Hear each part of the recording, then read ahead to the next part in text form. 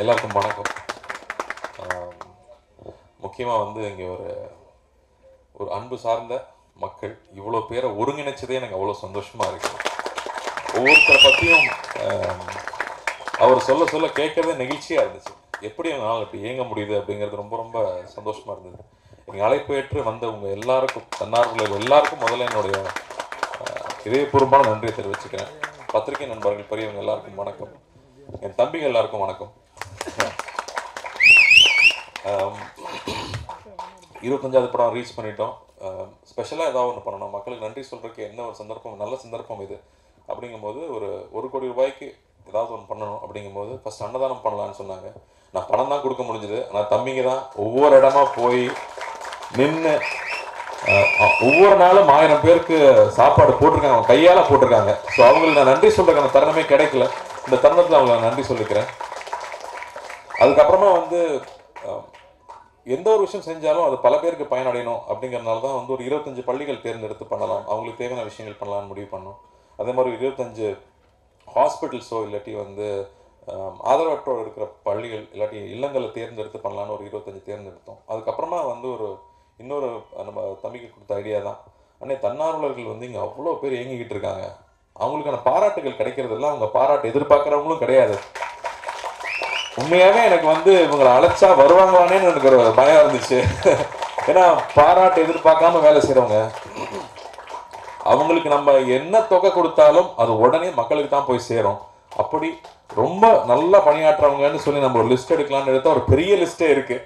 அதில் 25 பேர் தான் எங்களால் இப்போ பண்ண முடிஞ்சிச்சு. அந்த 25 பேரை தேர்ந்தெடுத்து அவங்கள அழைச்சி நம்ம எந்த தொகை கொடுத்தாலும் அது பல பேருக்கு போய் சேரும், நிச்சயமாக தெரியும். ஸோ எங்கள் அழைப்பு ஏற்று வந்து எங்களை கௌரவப்படுத்தி இதை வந்து வாங்கிக்கிட்டவங்க எல்லாருக்கும் என்னோட நன்றியை தெரிவிச்சுக்கிறேன்.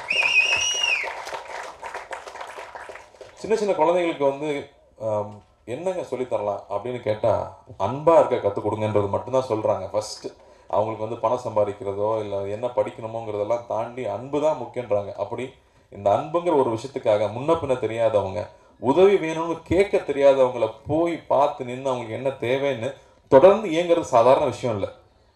இங்கே வந்து என்னால் இன்றைக்கி எவ்வளோ முடியுதோ நான் பண்ணுறேன் அப்படின்னு சொல்லி நிறுத்தாமல் பண்ணுறது இருக்கு இல்லையா, அவங்க யாருமே இங்கே பெரிய வசதி வாய்ப்பு இருக்கிறவங்க கிடையாது. தனக்கு இது வேணும், தனக்கு அது வேணும்னு நினச்சிருந்தா இவங்க அவங்கள அதை தாண்டி இப்போ போயிருக்கலாம், அதை நாடி போயிருக்கலாம். எனக்கு ஒரு வீடு வேணும், ஒரு கார் வாங்கணும்னு நினச்சா அதை நாடி போயிருக்கலாம். அப்படி இல்லாமல் என்னை சுற்றி இருக்கிற மக்கள் சந்தோஷமாக இருக்கணும். அன்னைக்கு பார்த்தேன், அவங்க வந்து வீடு இல்லாமல் ரோட்டில் படுத்துருக்காங்க, அவங்களுக்கு என்ன பண்ண முடியுங்கிற சிந்தனை எப்பவுமே மனசில் ஓடிட்டு இருக்கிறதுனால தான் அவங்களால இப்படி இயங்க முடியுது. இவங்கள இங்கே அழைச்சி இங்கே இந்த மீடியா வெளிச்சத்துக்கு முன்னாடி அடையாளப்படுத்துறது எனக்கு சந்தோஷமாக இருக்குது. ஏன்னா இங்கே உதவி பண்ணணும்னு நினைக்கிறவங்க நிறைய பேர் இருக்காங்க, ஆனால் யார் மூலமாக உதவி பண்ணுறதுன்னு தெரியாது. பணம் இருக்குது ஆனால் நேரம் இல்லை. அப்போ இங்கே நேரம் செலவழித்து மதிப்பிட முடியாத அந்த நேரத்தை செலவழித்து அங்கே போய் நின்று வேலை செய்கிறவங்க இவ்வளோ நல்ல உள்ளங்கள் இங்கே இருக்காங்க அப்படின்னு நம்ம மக்களுக்கு தெரியணும். அதுக்காகவே இதை ஆர்கனைஸ் பண்ணணும்னு சொல்லலாம். ஏன்னா இதன் மூலமாக இவங்கெல்லாம் அந்தந்த ஊரில் இருக்காங்கன்னு தெரியும், வெவ்வேறு ஊர்லேருந்து வந்திருக்காங்க இங்கே. ஸோ அங்கே இருக்கிற செல்வந்தர்கள், அங்கே இருக்கிற நல்ல மனிதன் படைத்தவர்கள் யாருக்கு உதவி பண்ணணும், யார் மூலமாக உதவி பண்ணணும்னு நினச்சா இவங்க எல்லாருமே இருக்காங்க அப்படின்னு அடையாளப்படுத்தி காட்டுறது இதில் முக்கியமாக நான் நினச்சேன். அதுக்காக இந்த விழா ஏற்படுத்தி கொடுத்த தம்பிகளுக்கும் நன்றி.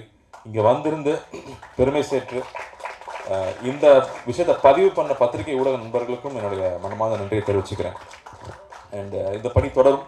இன்னும் நிறைய விஷயம் பண்ண வேண்டியது இருக்குது. இது ஒரு இடைக்காலம்னு சொல்லலாம். இந்த காலத்தில் இதை செஞ்சு முடிச்சதுங்கிறது எனக்கு ரொம்ப ரொம்ப மகிழ்ச்சி. ரொம்ப நன்றி. தேங்க்யூ.